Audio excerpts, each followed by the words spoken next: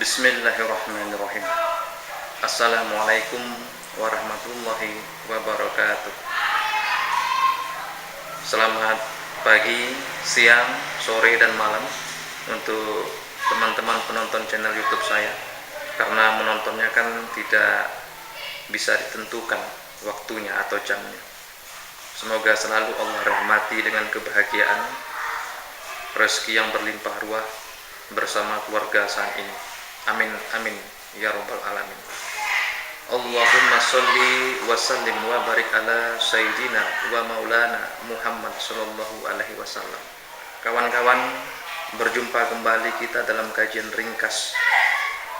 Berikut ini saya akan menjabarkan mengenai kunci ayat dalam surat Ali Imran, di mana Allah berjanji untuk memberikan kekayaan. Semoga dengan saya babarkan ayat khusus dalam surat Ali Imran ini dapat menjadikan kita orang-orang yang kaya harta dengan barokah, suka bersedekah. Amin amin ya rabbal alamin. Mari kawan-kawan, silahkan simak babaran kajian ringkas saya berikut ini. Bismillahirrahmanirrahim. Berikut saya beritahukan kepada kawan-kawan yang belum tahu tentunya, dari 200 ayat surat Ali Imran ada satu ayat yang menjadi perhatian baginda Nabi Muhammad sallallahu alaihi wasallam. Ayat tersebut adalah ayat 193 yang bunyinya Bismillahirrahmanirrahim, Rabbana innana sami'na, dan seterusnya. Saya berharap kawan-kawan mau membuka Al-Qur'annya di rumah masing-masing, karena dengan mau menyentuh dan membuka Al-Qur'an saja telah membuka satu kunci pintu kekayaan. Ayat 193 ini mengandung fadilat menari atau mendatangkan kekayaan harta benda secara halal. Perhatian yang baginda Nabi Muhammad SAW sabdakan bunyinya seperti ini. Dari Abu Hurairah radhiyallahu anhum, ia berkata, Nabi SAW bersabda, Allah Subhanahu wa Ta'ala berfirman, wahai anak Adam, sempatkanlah diri kalian untuk beribadah kepadaku, maka aku akan penuhi dadamu dengan kekayaan, dan aku tutupi kefakiranmu. Dan jika engkau tidak melakukannya, aku akan penuhi dadamu dengan kesibukan, dan aku tidak akan menutupi kefakiranmu. Begitulah sabda Rasulullah Shallallahu Alaihi Wasallam di dalam hadis qudsi yang terkait dengan ayat 193 surat Ali Imran tersebut. Yang memberitahu adalah Rasulullah Shallallahu Alaihi Wasallam. Yang berjanji akan memberikan kekayaan adalah Allah Subhanahu wa Ta'ala. Apakah kita sebagai makhluk Allah dan umat baginda Nabi Muhammad Shallallahu Alaihi Wasallam masih ada keraguan?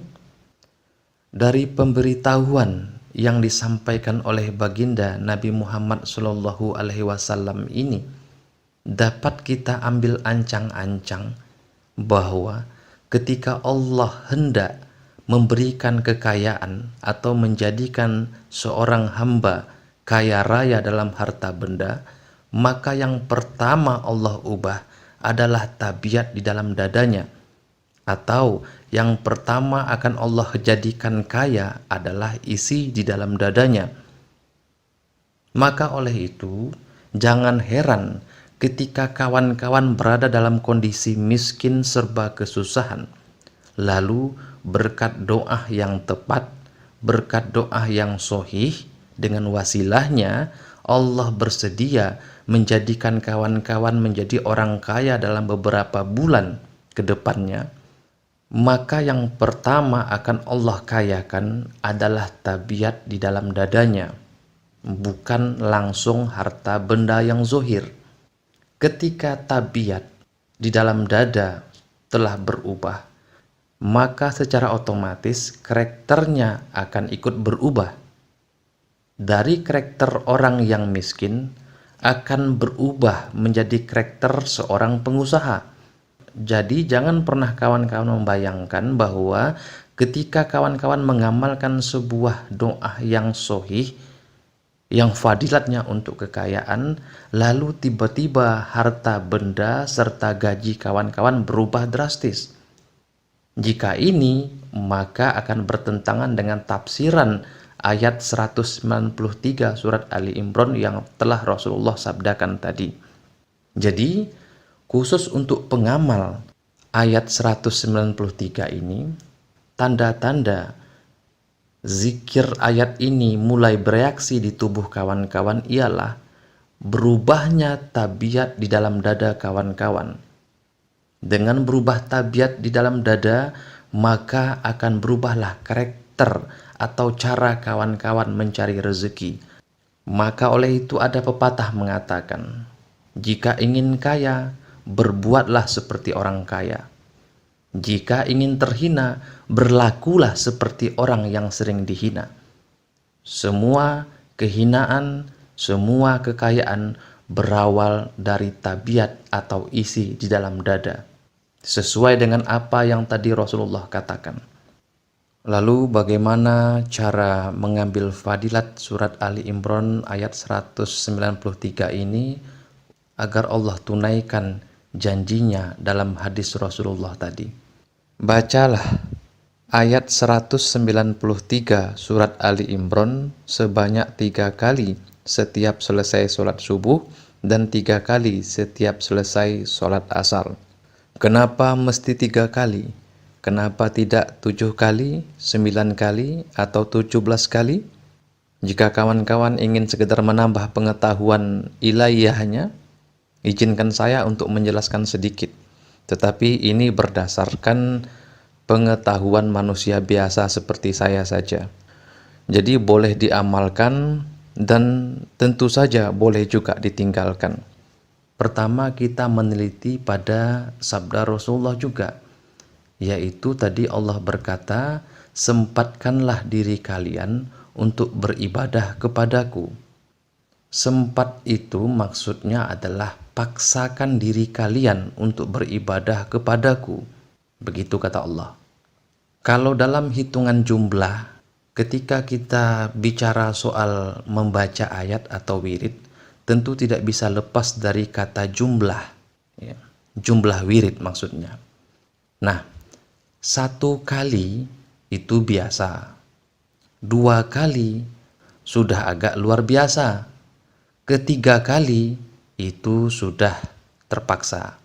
Jadi paksakanlah sebanyak 3 kali membaca ayat 193 surat Ali Imran ketika selesai sholat subuh dan ketika selesai sholat asar. Karena pada waktu 2 sholat inilah kita secara tabiat harus terpaksa beribadah. Pertama, subuh karena posisi mengantuk. Yang kedua, asar posisi tidur siang. Kedua-dua waktu sholat ini, maka mau tidak mau kita harus mengakuinya beribadah dalam keadaan terpaksa. Terpaksa beribadah pada sholat subuh dan sholat asar yang saya maksud bukan dipaksa oleh Allah, tetapi dipaksa oleh tabiat di dalam diri kita. Amalkan selama 40 hari, berturut-turut jangan putus. Jika ada putus 1 hari, maka jumlah harinya harus ditambah atau diganti, sehingga menjadi 41 hari jika terputus 1 hari. Salah dan khilaf mohon dimaafkan. Wallahu alam bisawab. Assalamualaikum warahmatullahi wabarakatuh.